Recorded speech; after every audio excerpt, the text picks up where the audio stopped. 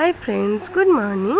তো সকাল সকাল উঠেই আমি ময়শ্চারাইজার লাগানো শুরু করে দিলাম, কারণ দিদির মেয়েকে স্কুলে দিয়ে আসতে হবে।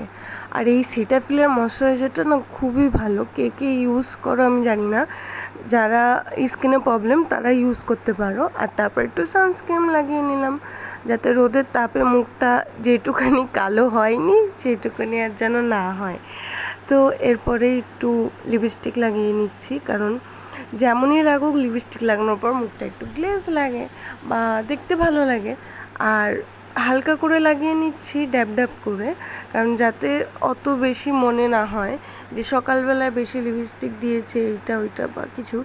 আর এরপরেই একটুখানি লিপ লাইনার লাগিয়ে নিলাম, আর হাতের মধ্যে যেগুলো লাগানো ছিল লিপস্টিক সেইগুলোই আমি গালে একটু লাগিয়ে নিলাম, যাতে মনে হয় একটু পিঙ্কিশ পিঙ্কিশ ভাব। আর তারপর চুলটা বেঁধে রেডি হয়ে গেলাম। আর এখন বাইরে গেলাম, বাইরে গিয়ে দেখছি এই যে মহারাজ এসে বসে রয়েছে। আর দিদির মেয়ে রেডি হয়ে পুরো নিচে আসলো, স্কুলে যাবে। এরপর আমাকে বললো, মানে একটুখানি টিফিন বক্সটা ব্যাগের মধ্যে ঢুকিয়ে দাও। তো আমি ওর ব্যাগের মধ্যে ঢুকিয়ে দিলাম। আর এরই মধ্যে মা জলের বোতল নিয়ে আসলো এই জলের বোতলটা ঢুকিয়ে দেওয়ার জন্য। আর তারপর ওকে নিয়ে আমি গাড়ি করে চলে গেলাম স্কুলে। আর স্কুলে যাওয়ার সময় ও আমার সাথে কত যে গল্প করে, যে স্কুলে এই হয়েছে, কালকে ওই হয়েছে, অনেক গল্প করে। আজকের ওয়েদারটা খুবই খুবই ভালো ছিল, না রোদ ছিল না অতটা মানে গরম ছিল, কারণ একটু মেঘলা ওয়েদার ছিল। আর বৃষ্টি হয়েছিল আজকে সকালের দিকে, যখন বৃষ্টি হলো তখন খুবই গরম লাগছিলো, কিন্তু যখন দুপুরে আর একবার মেঘ করে এসেছিলো এবং খুব বৃষ্টি হয়েছিল তখন ওয়েদারটা ঠিক ছিল। কিন্তু আগের দিনের মতো অত ঝড় হয়নি বা বিদ্যুৎ চমকায়নি, সেজন্য ওয়েদারটা সত্যিই খুব ভালো ছিল। আর তারপর ওকে দিয়ে এসে বাড়িতে পুজো দিলাম, পুজো দেওয়া হয়ে গেল।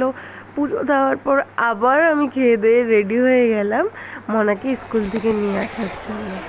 এই যে, আর দেখো ওখানেই ও দাঁড়িয়ে আছে ওর বন্ধুদের সাথে। ও যখন দেখলো আমাকে খুব দৌড়ে দৌড়ে চলে আসলো।